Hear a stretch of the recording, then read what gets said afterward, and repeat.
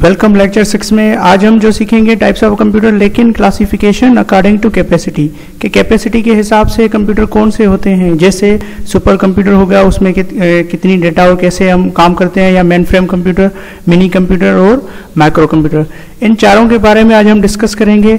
Let's see हम आगे बढ़ते हैं अपने लेक्चर की तरफ। तो सबसे पहले आ जाता है टॉपिक हमारा super computer. Super computer actually बहुत बड़ा कंप्यूटर है जिसकी मदद से हम डिफरेंट टास्क कंप्लीट करते हैं। जैसे ये जो होते हैं बड़े फास्ट एंड लार्जेस्ट मशीन्स हैं, ये बहुत ज़्यादा मशीन्स, ये लार्जेस्ट एंड फास्ट हैं।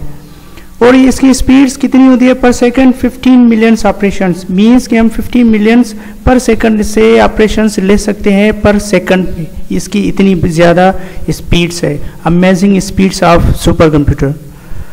और super computers are used model very dynamical systems, means कि ये बहुत ज़्यादा डायनामिकली यूज होते हैं और बहुत बड़े कंप्यूटर्स होते हैं। जैसे हम वेदर को इंफॉर्मेशन लेते हैं, वेदर की नेशनल काम जो भी होगा उसके हिसाब से जो वेदर पैटर्न्स नेशनल होते हैं, या ग्लोबल वेदर फोरकास्टिंग या सैटेलाइट ट्रैकिंग हो, या cold testing of the atomic and nuclear weapons.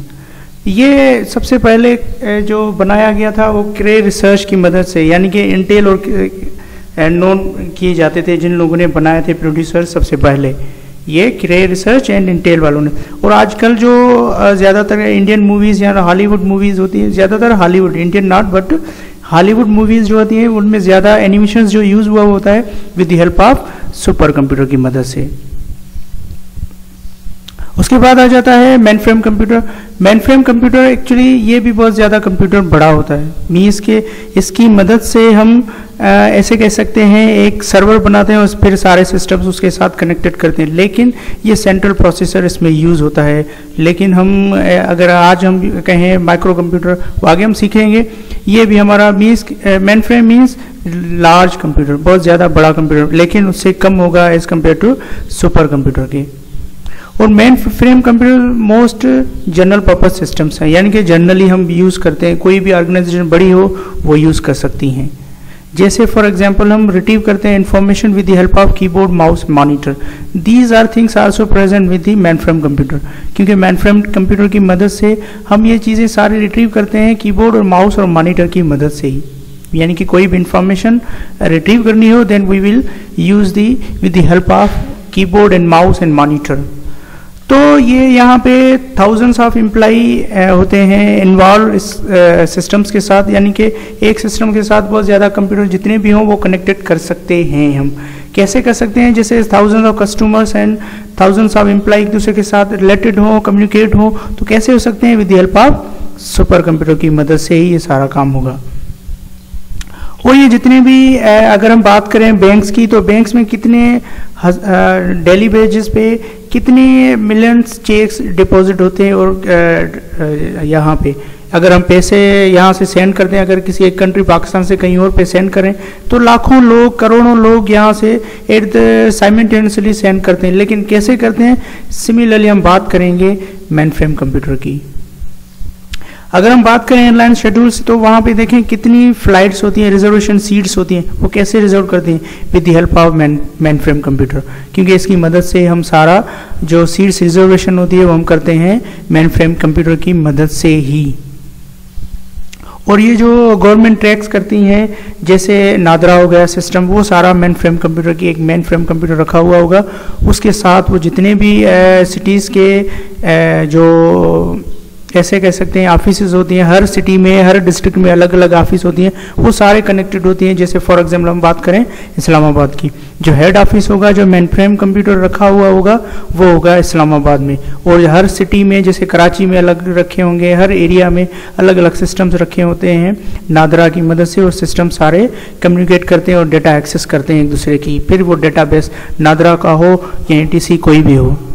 हम बात करेंगे अभी मेन फ्रेम कंप्यूटर की, जो हमने एग्जांपल यहाँ पे आप लोगों को समझाने के लिए हमने ये एक डायग्राम बना हुआ है। फॉर एग्जांपल स्टेट बैंक है, तो स्टेट बैंक से जितनी भी पाकिस्तान की बैंक्स होंगी वो सारी रिलेटेड होंगी, यानी कि यहाँ पे पड़ा होगा मेन फ्रेम कंप्यूटर, और हर एक जो भी ब्रांच होगी उनका एक खुद का एक मेन फ्रेम कंप्यूटर एक सिस्टम बना होगा। फिर वो अपनी सारी जो डेटा होगी वो एक्सेस करवाते हैं दूसरी ब्रांचेस के साथ। जैसे यहाँ पे देखें स्टेट बैंक है, और स्टेट बैंक की जितनी भी पाकिस्तान में बैंक्स होंगी वो सारी कनेक्टेड होंगी किसके साथ, यहाँ पे किससे, जो हमारा जो मेन फ्रेम कंप्यूटर होगा वहाँ से। फिर सारी डेटा जितनी भी होगी वो एक्सेस करवाएंगे स्टेट बैंक के मेन फ्रेम कंप्यूटर की। फिर ये यहाँ पे क्या करेंगे, जैसे for example national bank of Pakistan करते हैं, या एमसीबी मुस्लिम कमर्शियल बैंक हो, या यूबीएल हो, एबीएल हो, या सिंध बैंक हो। तो यहाँ पे देखें अगर हम बात करें नेशनल बैंक की, तो यहाँ पे देखें ये इसका मेन हेड ऑफिस होगी। फॉर एग्जाम्पल हम बात कर रहे हैं इस्लामाबाद की, ये यहाँ पे इस्लामाबाद, तो इनकी डेफिनेटली जहाँ हर सिटी में जैसे एक ब्रांच मकली में है तो वहाँ दूसरी यहाँ पे ठट्टा में होगी। मीन्स के यहाँ पे आप लोगों को ये समझ में आ जाएगा कि ये इसकी ब्रांचेस दो हो गई। अगर हम बात करें यूबीएल की, तो यूबीएल की डिफरेंट टाइप्स होंगी, जैसे लाड़काना में हो सकती हैं, तो कंबर में भी हो सकती हैं, तो शहजाद कोट में भी हो सकती हैं। ये सारी यहाँ से लिंक्स वगैरह एक दूसरे के साथ कम्युनिकेट होंगी। होप आप लोगों को ये डायग्राम इजीली समझ में आया होगा मेन फ्रेम कंप्यूटर का। तो हम बात करेंगे अभी मिनी कंप्यूटर की। ये मिनी कंप्यूटर भी एक ऐसे कह सकते हैं उससे कम है मेन फ्रेम से, लेकिन माइक्रो कंप्यूटर से थोड़ा सा ज्यादा है। ये स्लो है मेन फ्रेम से, लेकिन माइक्रो से थोड़ा ज्यादा स्पीड है इसकी। और बात करें अगर हम मेन फ्रेम की, तो ये मेन फ्रेम से लार्जर है और ये थोड़ा सा कम है और बड़ा है किससे, माइक्रो कंप्यूटर से। जैसे मैंने पहले ही बताया आप लोगों को, स्लो है लेकिन माइक्रो से ज़्यादा स्पीड और ज़्यादा काम परफॉर्म करने की इसके साथ कैपेसिटी है, एलिजिबिलिटी है, यानी कि इसकी कैपेबिलिटीज़ हैं।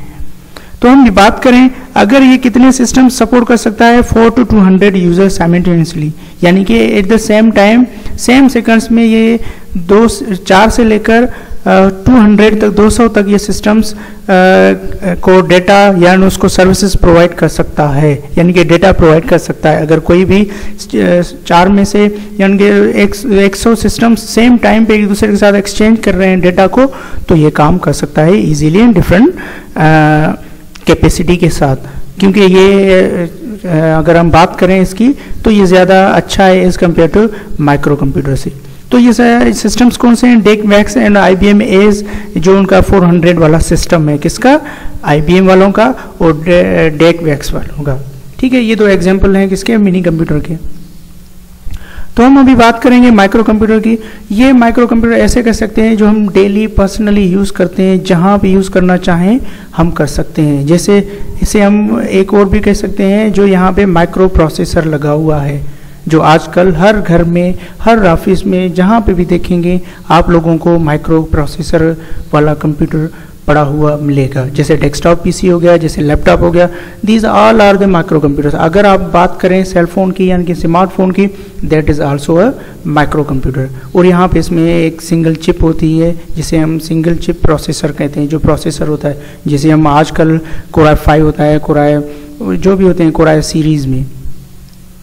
और ये भी स्मॉलेस्ट होते हैं बहुत ज़्यादा, जैसे आप मैंने पहले ही बोला आप लोगों को कि हमारे पास जो स्मॉलेस्ट होते हैं सिस्टम, जैसे मोबाइल फ़ोन हो गई, स्मार्टफोन हो गई, ये सारी आ जाती हैं। इंडिविजुअल्स हम यूज़ कर सकते हैं कहीं पे भी, पर्सनल कंप्यूटर्स। और ये हम कहाँ भी यूज़ कर सकते हैं, राइटिंग कर सकते हैं, इलस्ट्रेटिंग कर सकते हैं, बजटिंग का काम कर सकते हैं, प्लेइंग गेम कर सकते हैं, कम्युनिकेशन विद अदर्स, जैसे हम इंटरनेट चलाते हैं। कम्युनिकेशन विद अदर्स मीन्स हम इंटरनेट चलाते हैं या हम नेटवर्क बनाते हैं, सो हम with the help of micro computer ये सारा काम परफॉर्म कर सकते हैं। अगर ज़्यादा सीखना चाहते हैं तो ज़रूर हमारे चैनल को विज़िट करें। अगर कोई भी बात समझ नहीं आई हो तो ज़रूर ही हमें कमेंट करें, फिर आप लोगों को हम रिप्लाई ज़रूर देंगे। Thank you.